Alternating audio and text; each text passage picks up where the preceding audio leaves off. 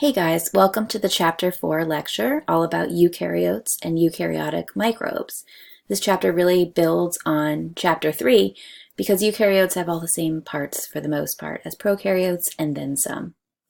So eukaryotes arose from prokaryotes. They all arose from the same ancestral cell long time ago, like 3 billion years ago. Don't quote me on that number.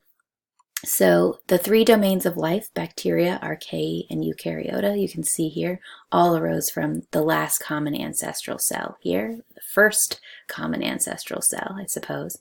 And eukaryotes are thought to have arisen via a process of endosymbiosis. There's my alarm. So the theory of endosymbiosis basically says that a prokaryotic cell swallowed another prokaryotic cell, and then that one that got swallowed, instead of getting digested and dying, it learned to sort of live symbiotically within the other cell, and then it divided within the other cell. And over time, it lost components of its genetics that it didn't need because it was living in this protected space of this other cell, and ultimately became just incorporated as part of that cell. And so mitochondria, we'll see mitochondria are the sort of energy factories of the cell, but they have a lot of features that are very similar to prokaryotes, even though they are a part of a eukaryotic cell. Another organelle that's thought to have evolved from one prokaryote being swallowed by by a eukaryote, an early eukaryote, is the chloroplast. And we'll see that. So the microbes that fall into the category of eukaryotes are the protozoans, all of them, which are unicellular organisms, and the fungi, which are sometimes unicellular, sometimes multicellular, and helminths, which are always multicellular, but their early stages, the egg and larval stages, are often microscopic, even though the adult stage is macroscopic, so we still count them as microbes. So these are all the different parts of eukaryotic cell structure. I'm going to go through them though on the next slide. Just sometimes it's nice to have it in text. This slide is kind of busy. It's a picture from your textbook and goes through all the parts of the eukaryotic cell. So it's very similar to the bacterial cell. Both bacteria and eukaryotes can have a flagella. They also have a cell membrane and potentially a cell wall, though you'll see that cell walls are much less common in eukaryotes because, again, so many of them are multicellular. They don't need that wall-like structure when they have multiple cell layers. The biggest difference between eukaryotes and prokaryotes, though, is, of course, all the levels of organization within the cell. There's a nucleus, which is where the DNA is stored, and then outside the nucleus, a sort of extension of the nuclear membrane, we have the endoplasmic reticulum. This part here is the rough ER that has all these ribosomes attached to it, and then on the left here you've got the smooth ER, which has a different function, but there are no ribosomes attached to it. You can also see ribosomes floating freely throughout the cytoplasm of the cell. Then we've got this organelle here in orange, which is the Golgi apparatus, which is sort of the shipping center of the cell. The mitochondria in blue, which are the powerhouses, and the chloroplast here with these little green coin stacks is what it looks like. All right, so we're going to go through all these parts. So we'll start again outside to in. So some of the external structures, the appendages that eukaryotes can have for motility and movement are flagella and cilia. So the flagella are very similar in their function, slightly different in structure to prokaryotes. So it's still a tail-like structure that's used for motility, but in prokaryotes there are three parts. There's a filament, a hook, and a basal body, and that basal body spins 360 degrees, so it's a propeller-like motion. Whereas in eukaryotes, it's different. Their flagella is made of microtubules in this 9x2 arrangement. So if you think of like these circles here represent like logs of microtubules. So there's 2 logs in the middle and then 9 logs all around and extends all the way out. That's the microtubule arrangement of the flagella. And the flagella moves back and forth. It waves back and forth in eukaryotes. So it's a different type of motion and a different type of a much larger flagella, let's put it that way. Eukaryotes can also have these tiny little flagella, really, which we call cilia. So cilia have the same structure, the same 9x2 microtubule structure, and the same waving motion. They're just much, much shorter, and they tend to be peritrichous all around the surface. So cilia are unique to eukaryotes. Prokaryotes do not have cilia. They only can have flagella for movement. Other external structures, just like bacteria have a glycocalyx, a polysaccharide surface layer, so do eukaryotes.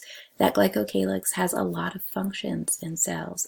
It serves as a protective layer. It's kind of sticky, so it can be used for adhesion to surfaces. And it also contains receptors. Those polysaccharides can serve as receptors for different chemicals in the environment and set off signal transduction within the cell. So all of those functions, it serves all of those functions in both eukaryotes and prokaryotes. Eukaryotes can also have a cell wall. It's far less common in eukaryotes. Almost all prokaryotes have a cell wall. All of the gram-positive and gram-negatives, the gracilocutes and firmicutes. So in eukaryotes, the only ones that have a cell wall are fungi and algae, and of course plants, but those aren't microbes. Protists and helminths, though, never have a cell wall. They need motility, really.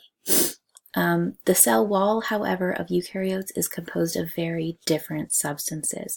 So if we look at this cross-section here of the cell envelope, or the outer surface of an eukaryotic cell, it has a cell membrane and a glycocalyx, just like prokaryotes, but this cell wall in prokaryotes would be made up of peptidoglycan, but in eukaryotes it's a little bit more complex, and it's made of usually chitin or cellulose as the sort of polysaccharide building material.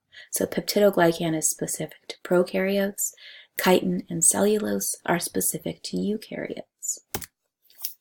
The cell membrane is always a phospholipid bilayer, no matter what organism it is.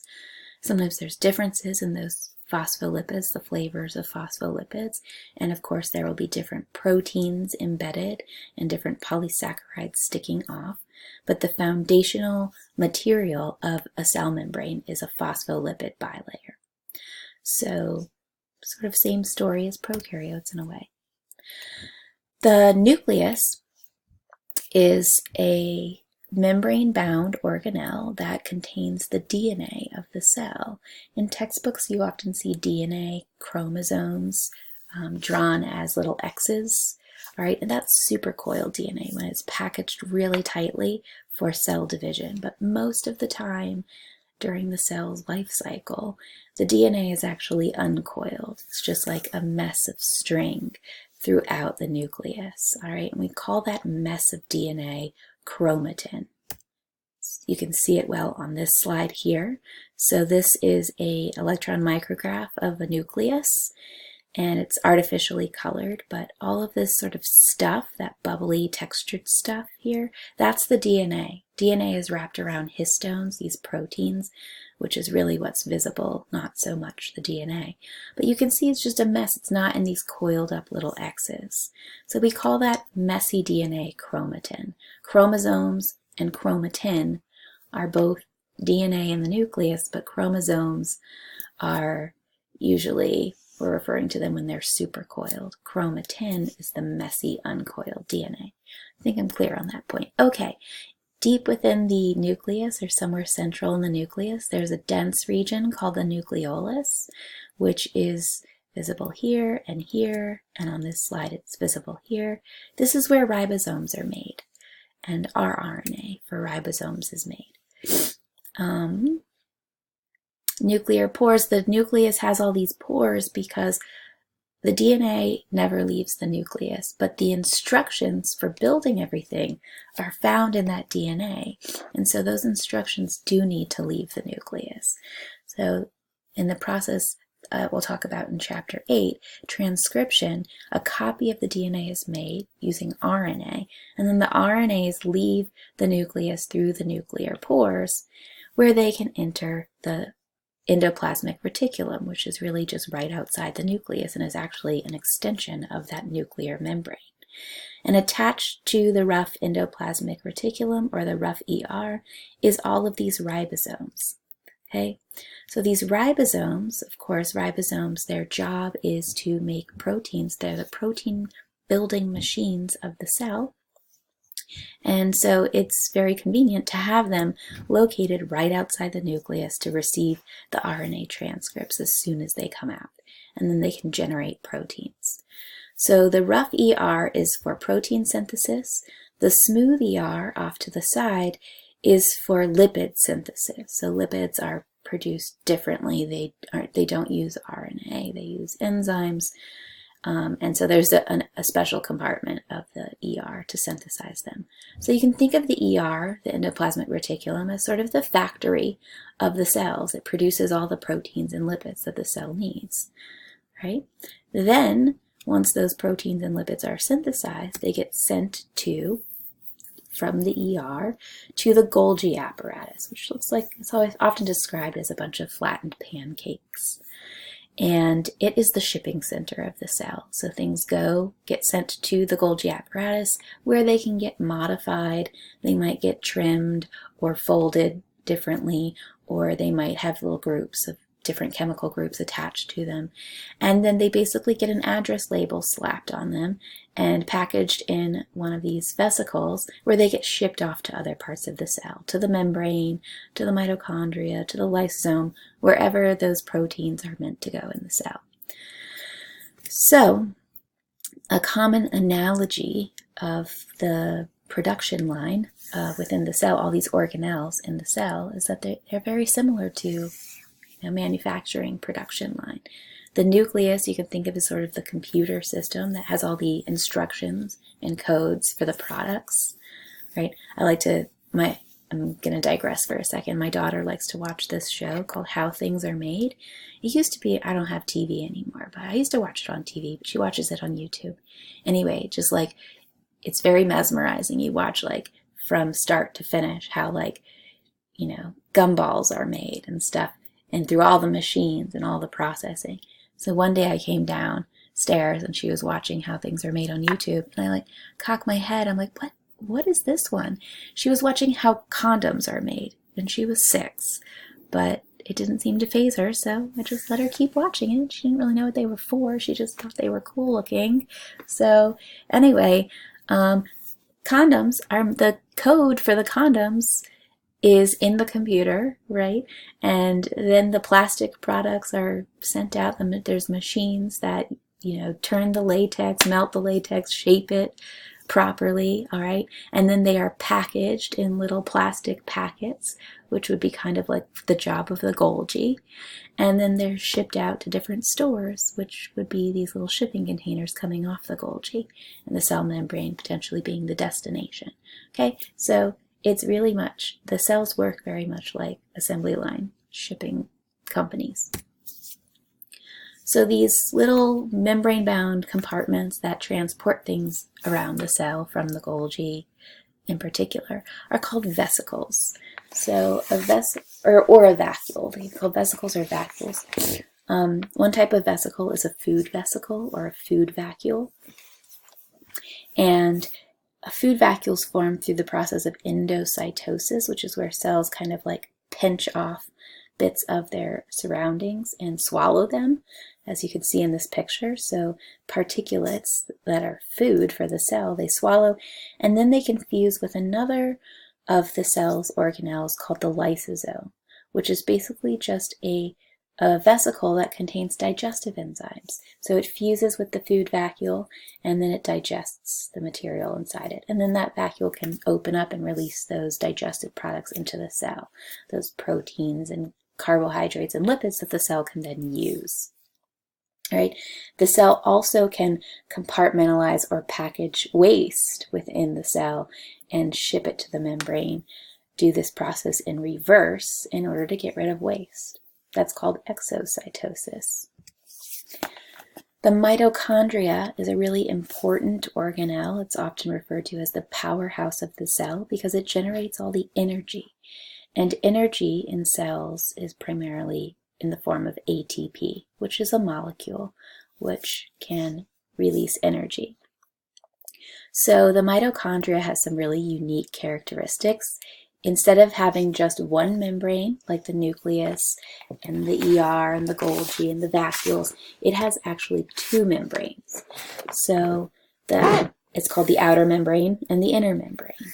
The inner membrane is folded, and those folds are called cristae. And inside the inner membrane, there's a sort of cytosol of the mitochondria. It's called the matrix. So the matrix of the mitochondria is sort of its cytosol. Notice that there's also all these little round balls here. Those are ribosomes. The mitochondria has its own ribosomes. It also has its own DNA, just a small amount. But because of that, all of these features sort of add up to the fact that the mitochondria must have been a bacteria in its former life. The two membranes would come from a single membrane bound bacteria getting swallowed by another cell and then having that membrane around it as well. All the ribosomes in the mitochondria are actually 70S ribosomes. 70S is the size of ribosome that is found in prokaryotes, not eukaryotes. So these are different than the ribosomes that are found within the rest of the cell and attached to the ER. And the DNA here it makes genes that really are specific to the mitochondria. So the mitochondria can also divide by itself. All these things are actually listed on this slide here, which kind of go to show, again, how mitochondria originated from this endosymbiosis event. Bacteria getting swallowed and its DNA sort of staying behind, some of the DNA anyway, remaining as within the mitochondria. So these are some of the different pieces of evidence that mitochondria did in fact come from prokaryotes. Why it's a scientific theory and not an idea or hypothesis theory.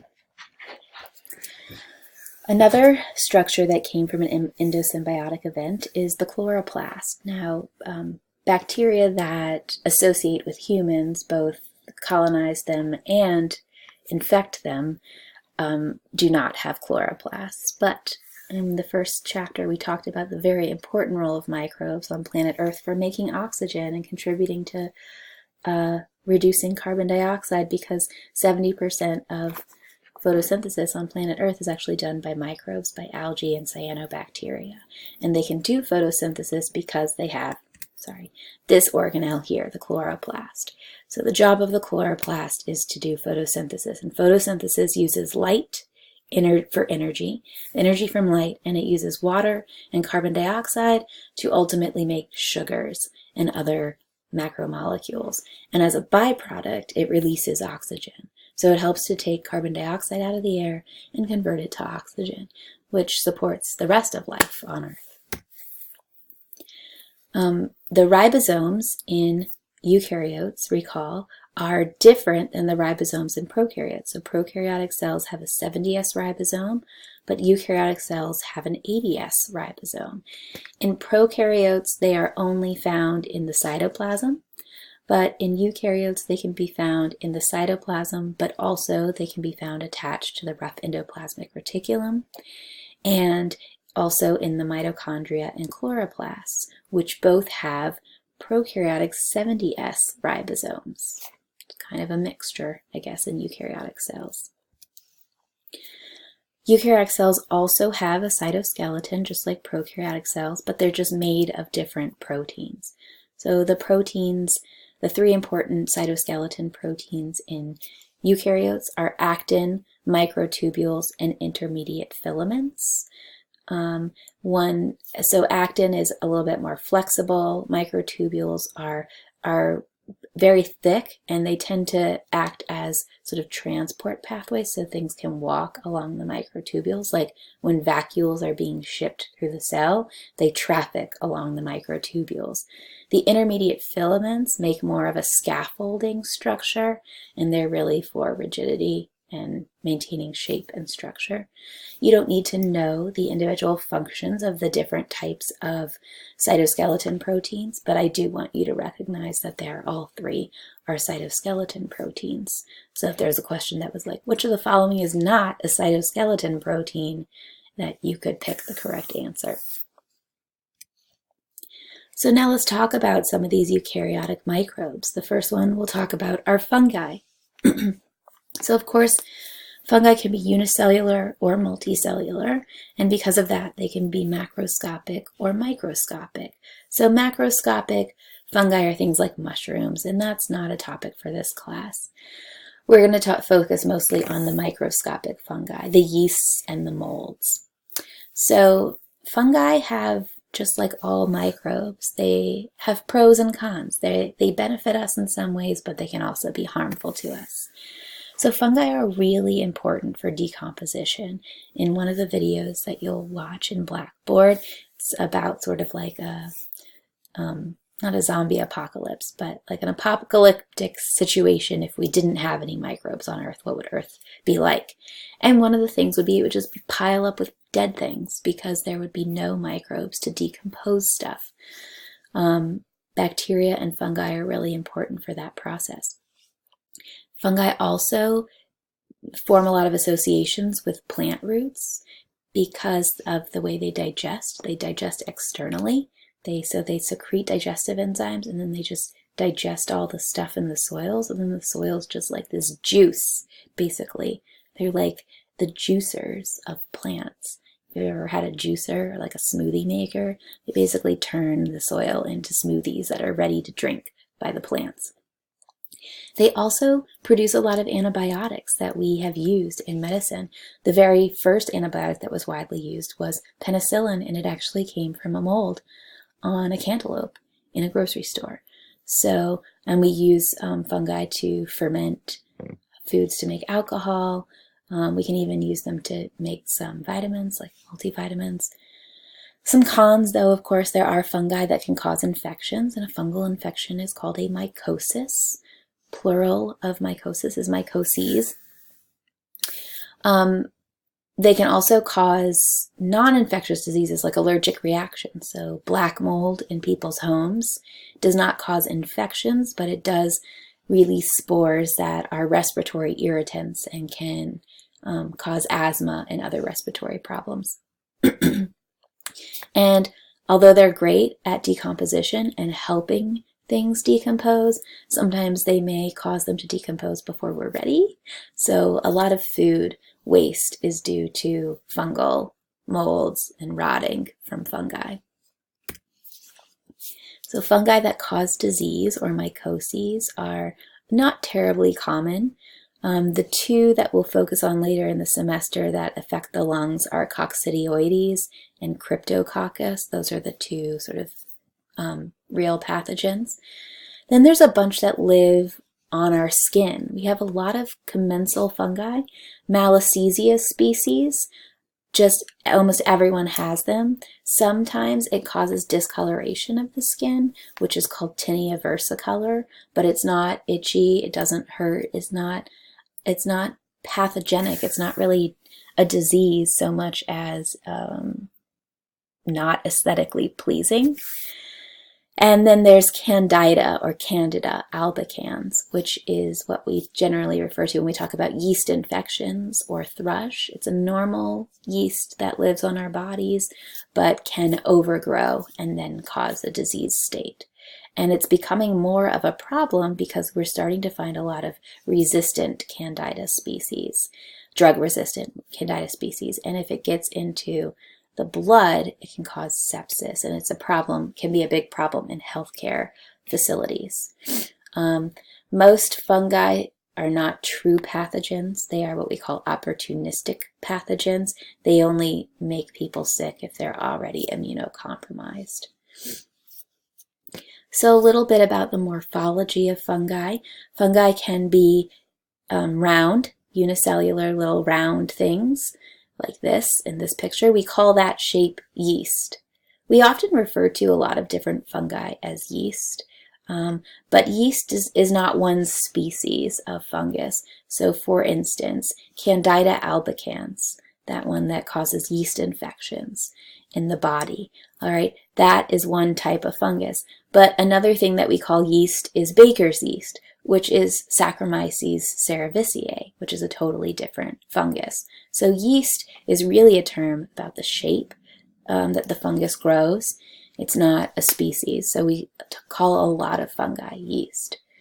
Another shape that fungi can take on are these hyphae, so they can have these long elongated cells, and that causes their colony morphology to look kind of furry. So a mold or a mycelium, okay, has these long hyphae cells. So this is what yeast look like growing on agar, kind of like bacterial colonies, versus a mold that has hyphae, which looks very furry, typically what we think of as a mold. Some fungi are dimorphic. They can do both. Oftentimes, a temperature shift is what shifts them from one to the other. So they may grow like a yeast at a higher temperature, but like a mold at a lower temperature.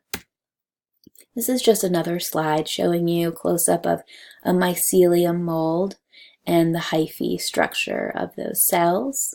Some molds have non-septated hyphae, so just long, straight, no divisions, and some of them have septated hyphae, just some differences between them. And there's differences between vegetative hyphae, which are just growing, and reproductive hyphae, which are producing spores. And there's a lot of different spore formations. You don't need to know all of these, but just know that fungal spores are the reproductive units of fungi. They're not the same thing as bacterial spores. Bacterial spores are hard, resistant, they're metabolically dormant. Fungal spores, not so much. The fungal spores are kind of like seeds, the seeds of or the eggs almost of fungi. That's mostly what I want you to know by that. Okay, fungal nutrition. Fungi a lot of times they're saprobes, which means that they eat dead stuff. They feed off dead stuff. They're classical decomposers, right, in ecology. But they can also be parasitic. Any pathogenic fungus that causes disease would be a parasitic fungus. They live on by eating living material. But fungi eat in an interesting way. They do what's called extracellular digestion. So they secrete instead of taking stuff in and digesting it, they excrete their digestive enzymes and they liquidize all the food around them, and then they just kind of absorb it through their membranes. But also any other cells or organisms in that area can also absorb those nutrients and benefit from that external digestion, which is why fungi form such close associations with plant roots. It helps the plants to feed. All right, so that's enough of fungi. I'm not a huge fan of fungi. Protozoans are the next type of eukaryotic microbe that we're talking about. Protozoans are just really cool. The word protozoa literally means first animal, and I imagine this is what Antony van Leeuwenhoek was actually seeing in his microscope when he talked about the animalcules, because they are really easy to find in watery environments they live in, and they need moisture. So you go to a pond and you get a sample of pond water and you'll find a lot of these. A lot of times it's easy to find Volvox, which is photosynthetic protist, paramecium, which are ciliated and they just swim around and you can see them just swimming in the water. And protozoans are fairly large. We saw amoeba in our microscopy lab and you could see them pretty clearly even at the low power objective. So So I imagine these are the animalcules that Lowenhoek was able to first view, because I imagine his microscope was not terribly powerful. But I just think they're so cool because they're so unique. There's so many different weird and funky shapes, and they all are modal. They can move, but they all have different mechanisms of movement. You'll see a lot of them have flagella. All right, paramecium is ciliated. Amoebas have what are called pseudopods, these extensions of their cytoplasm that act kind of like feet. They move like the Blob. You ever seen like a movie with a blob that's just like jello that moves? Okay, just kind of, I don't know. But that's how amoebas move. Okay. So the protozoans are divided, the parasitic protozoans anyway, the pathogenic ones that cause disease, are divided into 4 different groups by their mechanism of motility. So there's amoebas, which move using pseudopods. There's the ciliated protozoans, which move by using cilia, like that paramecium, though the paramecium is not a pathogen. In fact, there's very few pathogens that are ciliated. Naegleria fowleri is my favorite amoeba to talk about. It actually goes in through your nose when you're swimming in fresh water, and it eats your brain. It's 100% deadly, but it's incredibly rare. There's flagellated protozoans that move via flagella, giardia of giardiasis, or what is it? Sometimes it's called beaver fever if you drink like pond water and you get giardia. Giardia is a protozoan with flagella. And then lastly, there's the apicomplexans, and these have what's called gliding motility. I like to think of them as they move kind of like a dolphin or a mermaid. They just kind of like that, swim through fluids. So Plasmodium, which is the causative agent of malaria, falls into this category. So there are a lot of protozoan diseases out there. Protozoans do need nutrients, and they need moisture. They tend to live in moist environments. You can find them all over in the environment, in ponds and soil and stuff like that, which is why you shouldn't drink water that hasn't been treated, because you can often find protists that are pathogenic, like giardia.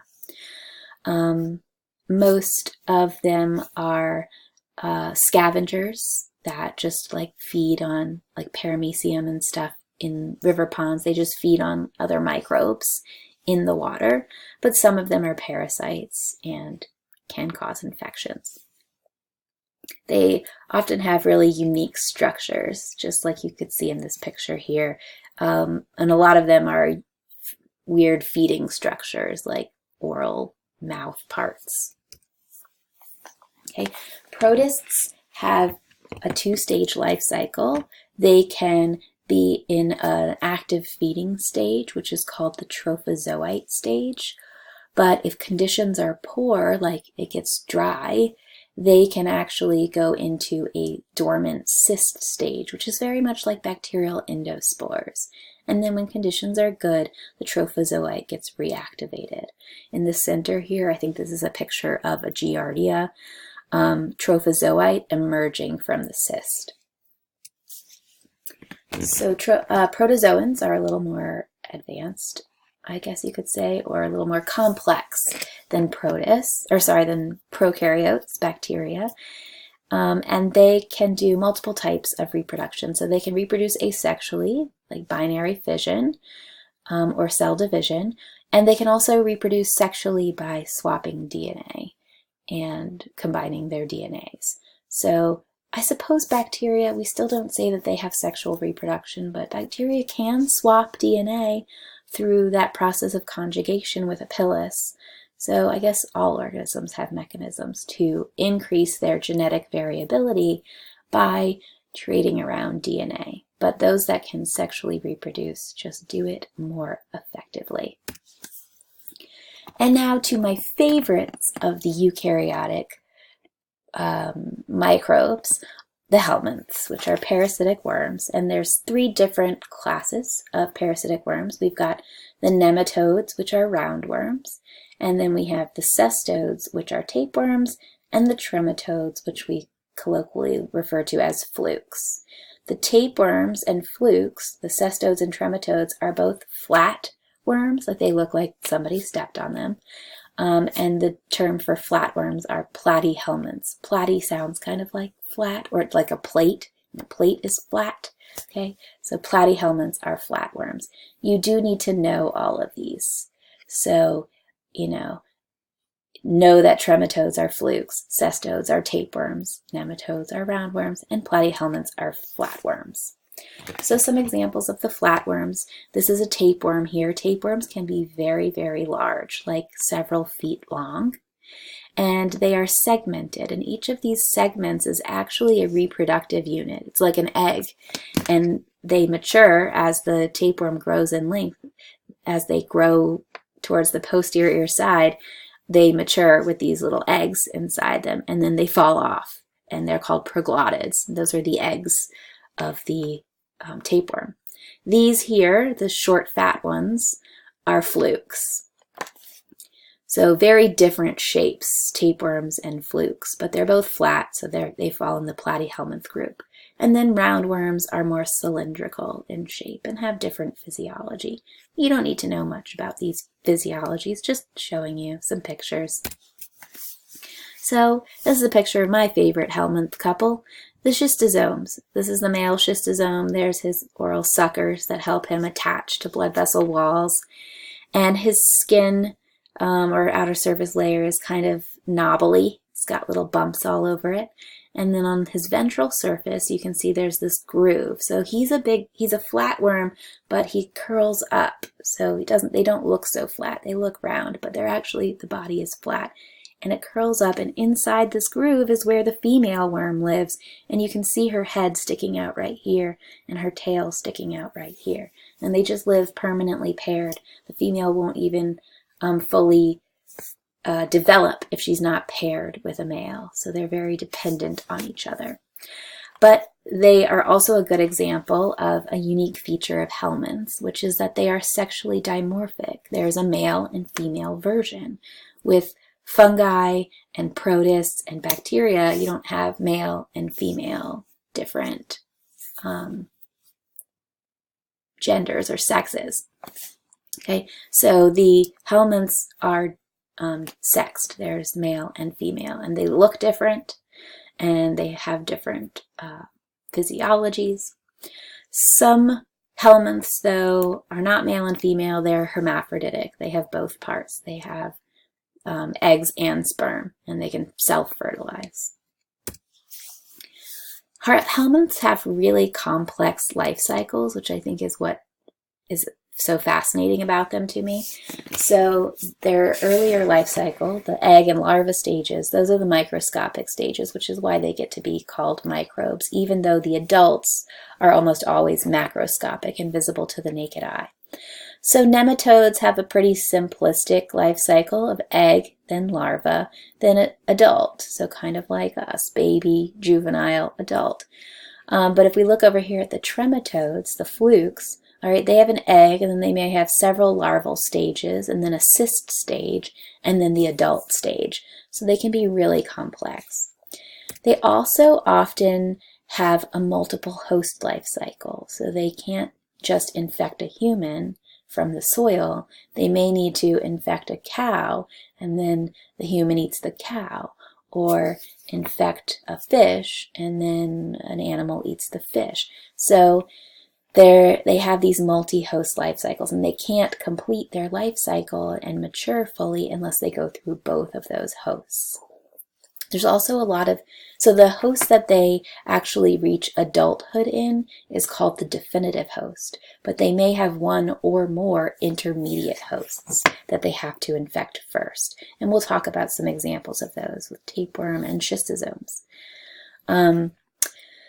There are multiple ways that worms or helminths can be transmitted as well. They can be transmitted through the fecal-oral route, so basically eating feces, which nobody likes to think that they do, but so if you eat contaminated water that's been contaminated with like farm manure runoff, then that water has been contaminated with feces. Or even just, river water, animals poop in the woods, so you drink water it's got some poop in it, okay? So fecal oral contamination can be one way that eggs or larval stages are transmitted. Some helminths are transmitted transdermally. They literally burrow through the skin, transdermal.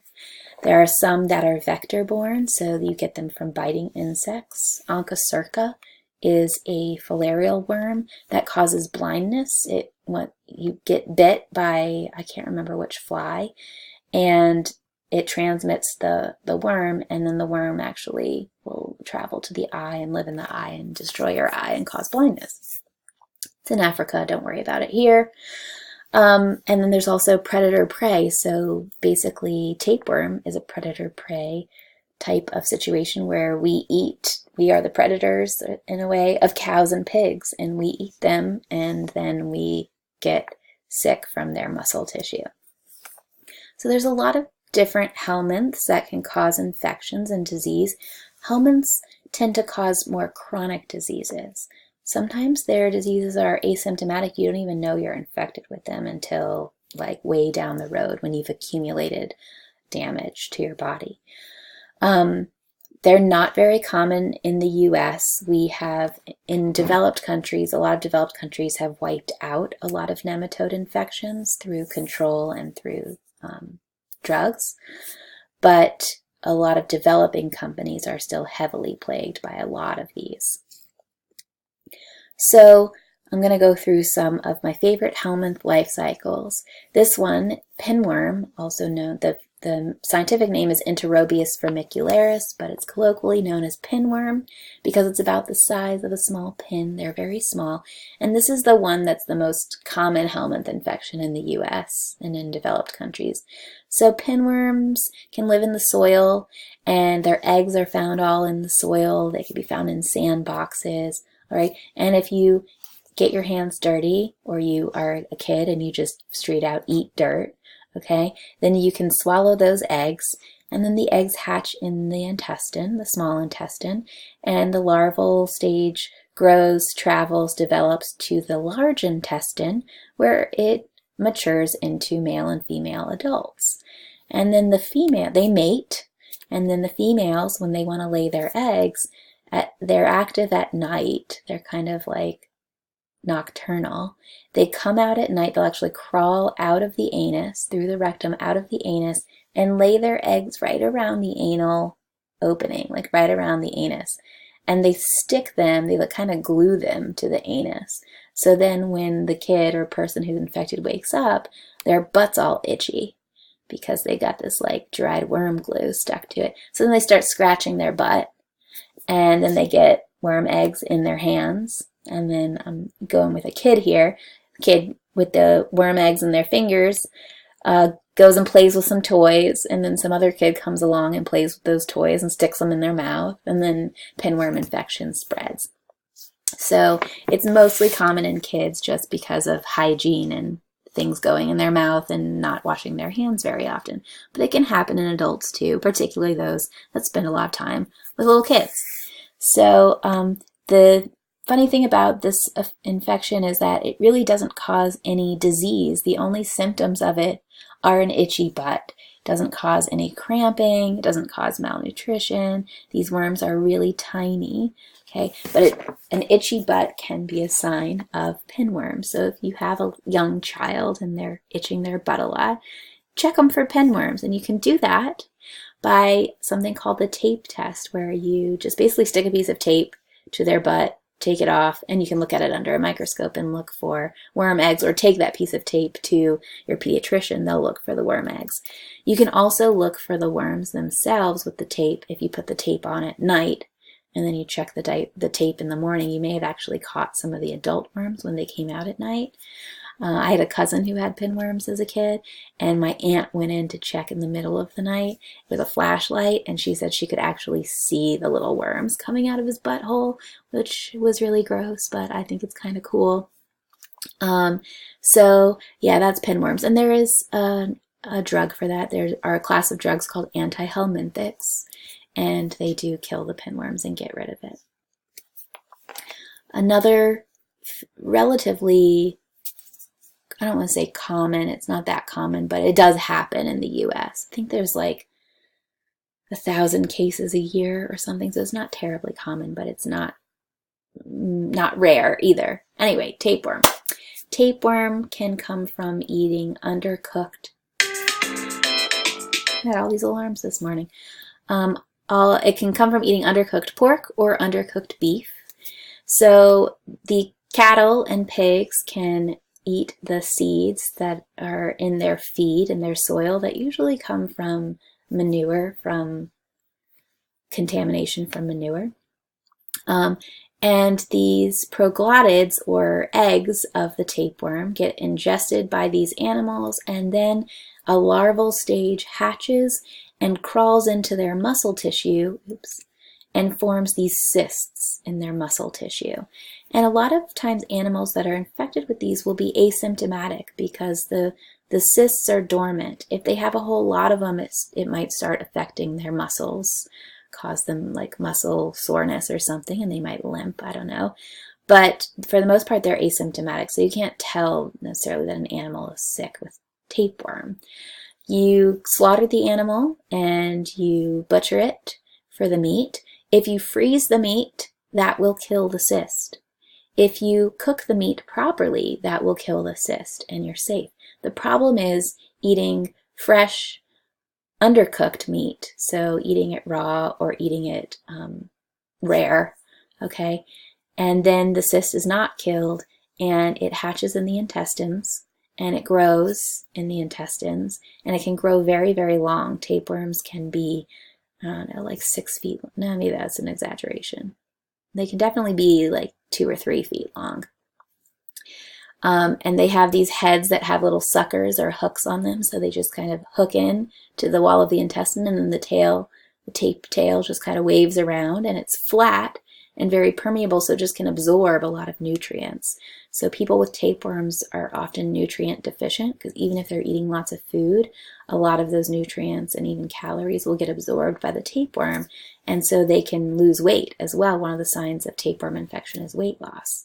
So again, you would think that you would like feel this giant worm like flapping around in your intestines, but you really don't. And the symptoms of tapeworm infection are really mild. And worms, the other thing about helminths is they can live for a long time. Tapeworms can live for decades, years inside a person. And so a lot of times it's not until someone has been infected for years that the infection is actually found. And some of those other symptoms, it can cause intestinal bleeding from its little hooks digging into the intestinal walls. But it doesn't cause severe disease. So people can be infected for a long time. And the problem with that is it's easy to treat tapeworm infection. You give someone an anti-helminthic, it paralyzes the worm, and they ultimately poop it out. There was an episode of House where they surgically removed a tapeworm, but I think that's uncommon. The biggest problem with helminth infection in humans is reinfection. So if a human eats one of these proglottids, which they poop out in their poop, if they don't have great hygiene and they end up accidentally ingesting some of those, then the larval stage hatches out and it tries to find the muscle tissue because it thinks it's in a cow or a pig, but it's not in a cow or a pig, and it gets kind of lost. And so instead of going to the muscle tissue in humans, it has a tendency to go to the brain. And this is an image here of something called neurocystocercosis, which is literally tapeworm cysts in the brain of a person who had tapeworm, didn't know it, and they kept reinfecting themselves. So these cysts, they don't grow. They stay there, they form these permanent cysts, but they're usually inoperable because you would end up damaging the brain. And the cysts themselves can cause brain damage, which is then irreversible. So it's illegal in the US, but because tapeworms can result in weight loss, there are like crazy fad diets where people will like buy tapeworm eggs and ingest them to give themselves a tapeworm infection to try to lose weight. And it's totally illegal in the US, but it's not illegal in some other countries. So you can actually go online and buy tapeworm eggs to infect yourself. But don't do it because A, it doesn't always result in weight loss. B, the weight loss is also accompanied by intestinal bleeding, anemia, other potentially unpleasant symptoms. And C, you could end up with neurocystocercosis and permanent brain damage, which is not fun. And D, it's gross. Okay, and then my favorite, the topic of my graduate research, which was schistosoma. So schistosomes they have an intermediate host of snails, and they're specific to specific species of snails, which are not found in the US and other developed countries. They're found in tropical regions, so Africa, parts of the Middle East, Southeast Asia, is where you find schistosomes. So don't worry about them here in North America. But schistosome eggs come from infected individuals' stool, and they poop, and then their poop gets washed off into water sources that have these snails, and the eggs hatch. And we saw these Schistosoma mansoni eggs in the microscope, so that should be familiar. They hatch. They release a ciliated larval form called the Miracidia. You don't need to know that, which then infects snails.